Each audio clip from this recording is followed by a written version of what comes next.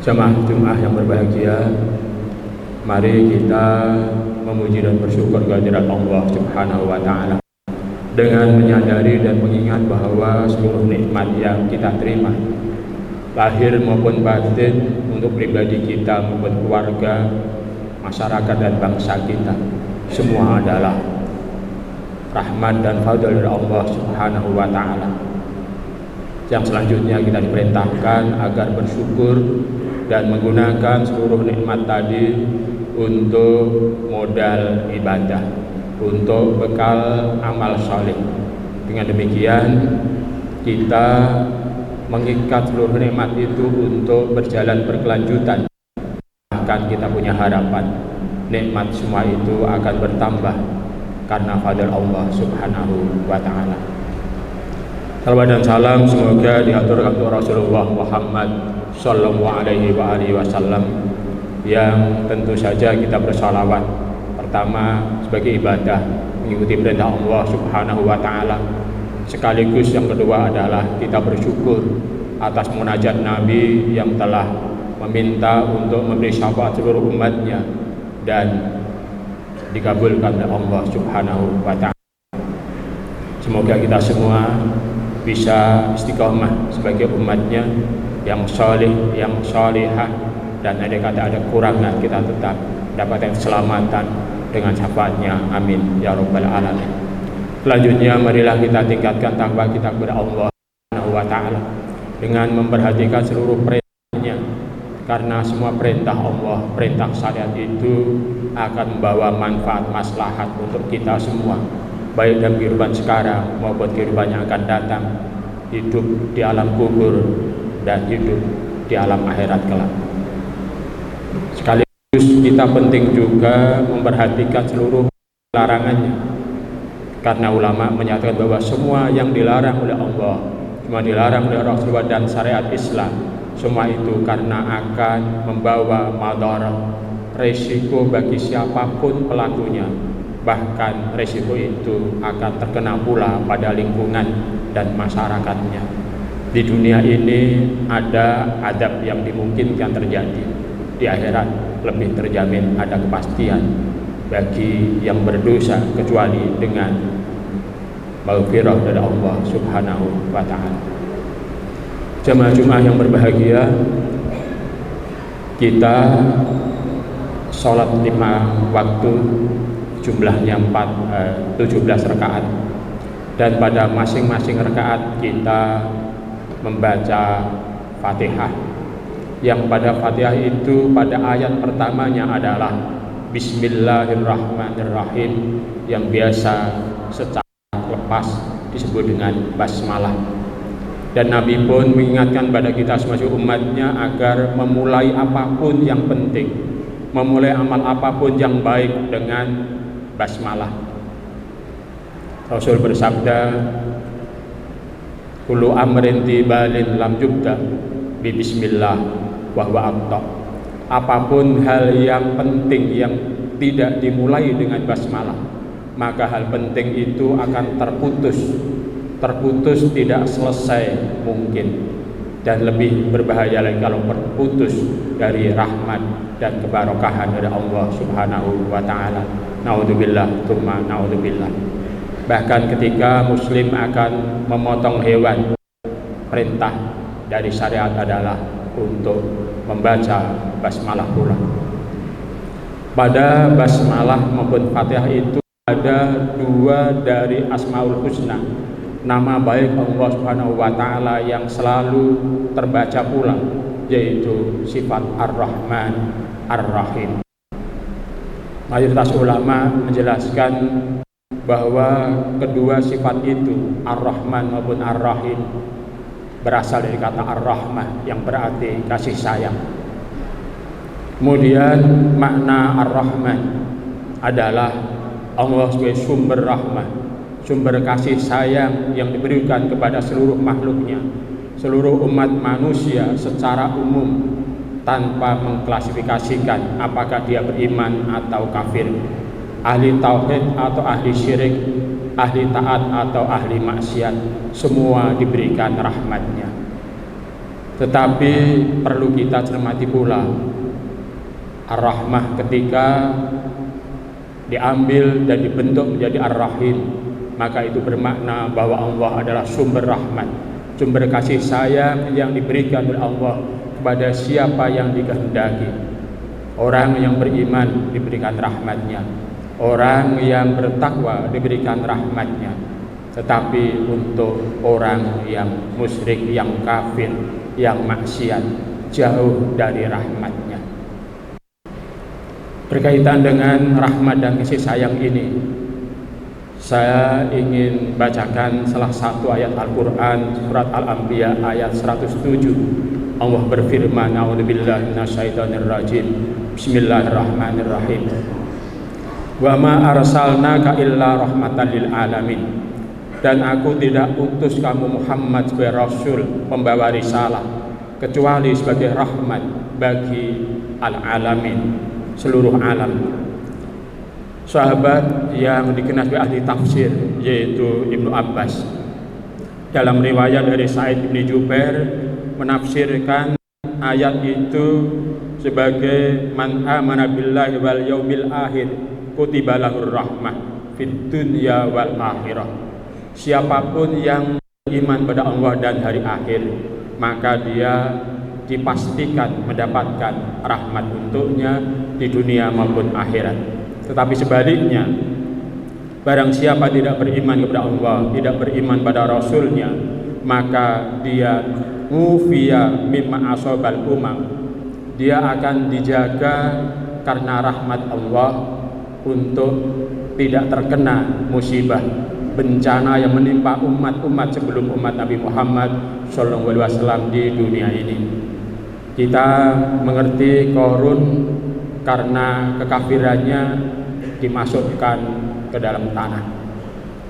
Ada Fir'aun dan bala tentaranya yang kekafirannya dia ditenggelamkan di laut.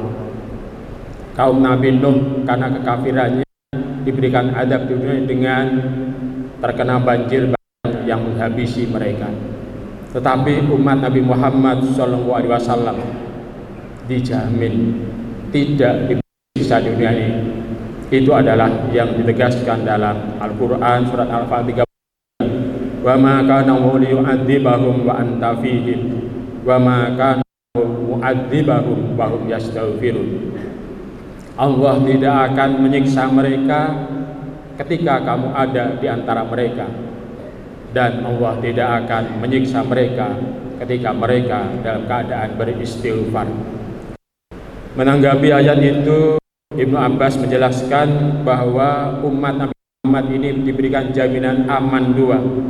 Satu, mereka akan dijaga dari siksa di dunia ini selama Nabi Muhammad masih hidup. Tetapi setelah Nabi Muhammad sudah meninggal, mereka masih dijaga pula dari adab selama mereka masih beristighfar, minta ampun kepada Allah Subhanahu wa ta'ala.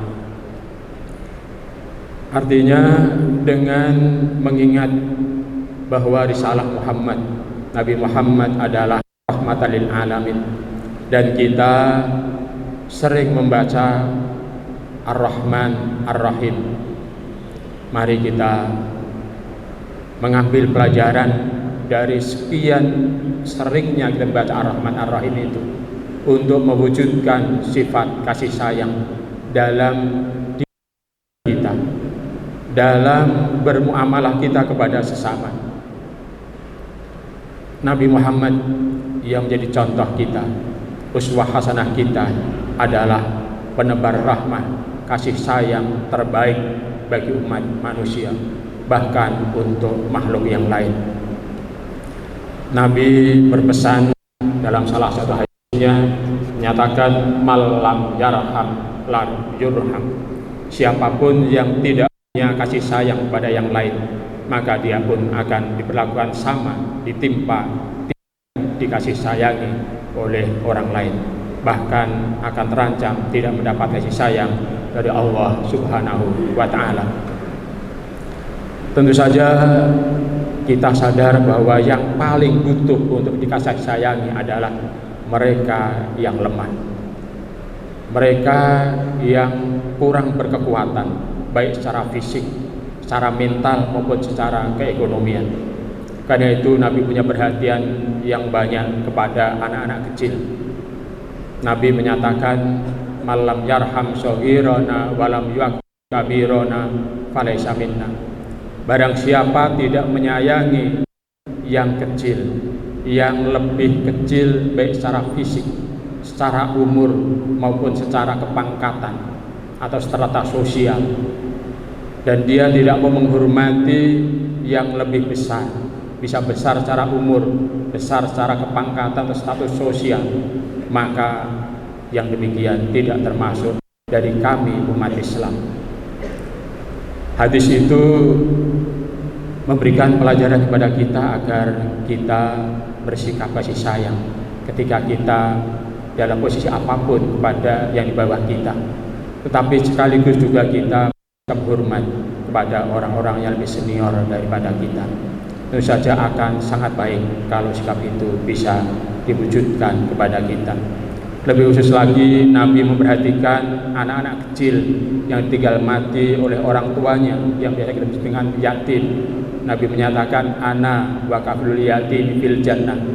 Ini saya dan orang-orang yang menanggung anak-anak yatim adalah seperti dua jari ini. Nabi mengacungkan jari telunjuk dan jari tengah, yang berarti dua jari yang berhimpitan, menunjukkan betapa Nabi menjanjikan tempat yang terhormat di surga bagi orang yang menyayangi anak kecil, apalagi anak itu dalam kondisi yatim, yang berarti tidak ada bapaknya dan mungkin juga dia kurang kasih sayang karena hanya ada satu orang tua, yaitu ibunya.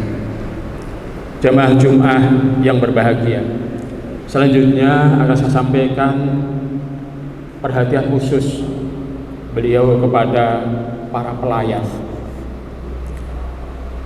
Tentu saja ini bisa dijadikan pelajaran bagi kita, karena banyak dari kita yang punya pelayan di rumah, di kantor, di tempat kerja manapun.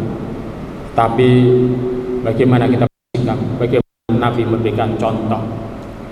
Dalam salah satu hadis Nabi Muhammad SAW mengingatkan agar kita memanggil para pelayan dengan panggilan yang baik. Ada hadis dari Abu Hurairah, Nabi bersabda, la yaqulanna ahadukum abdi wa amati walakin ulami wa jariyati wa fataya wa fatati. Rawahu Muslim. Riwayat dari Abu Hurairah, Nabi bersabda, hendaklah kamu jangan berkata wahai budak lakiku, wahai budak perempuanku, tapi sebutlah wahai anak mudaku, wahai anak perempuan mudaku. Ini menggambarkan kita perlu memilih kata yang terbaik berkomunikasi meskipun itu pada bawahan.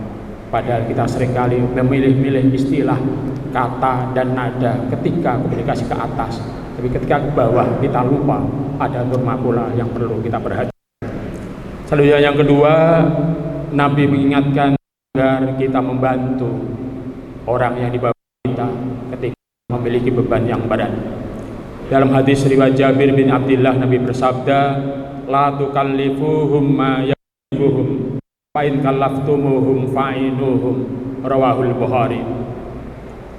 Dewa dari Jabir bin Abdullah, Rasul bersabda, janganlah kamu membebani para khadimmu, para pelayanmu, apa yang memberatkan mereka, dan bila memang terpaksa membebani mereka dengan beban yang berat, maka bantulah mereka. Bisa bantuan langsung dan memberikan bantuan teknis atau bantuan alat yang meringankan kerja mereka. Kemudian yang ketiga, apabila mereka bersalah, berikan maaf. Berapa kali pun, tidak ada batasan berapa kali untuk memaafkan. Dalam hadis Ibnu Umar, dia berkata, ja'a rajulun ilan Nabi sallallahu alaihi wasallam faqal, ya Rasulullah, kam na'fu anil khadim. Datang seorang laki-laki kepada Nabi, dia bertanya, wahai Rasul, berapa kali saya atau kami maafkan pelayan? Fasomata, Nabi diam, tidak menjawab. Tsumma ada alaihil kalam, fasomata, penanya itu mengulang lagi pertanyaannya, Nabi pun tidak menjawab. Falamma kana fis salisah qa'ufu anhum fi kulli yaumin sab'ina marrah. Ketika penanya mengulang pertanyaan yang sama sampai yang ketiga kali, Nabi menjawab dengan tegas, maafkan mereka setiap hari 70 kali. Hadis riwayat Abu Dawud. Beberapa riwayat ini memberikan pelajaran kepada kita bagaimana Nabi mewujudkan kasih sayang dalam kehidupan kepada lingkungannya, terutama kepada mereka di bawahnya. Semoga menjadi pelajaran bagi kita dan kita berdebat mauna Allah Ta'ala untuk bisa menauladani beliau dalam kehidupan kita dan kita mendapat ridha dan mahabbah dari Allah Subhanahu wa Ta'ala. Aku qouli hadza wa astaghfirullahaladzim fastaghfiru innahu wal ghafurur rahim.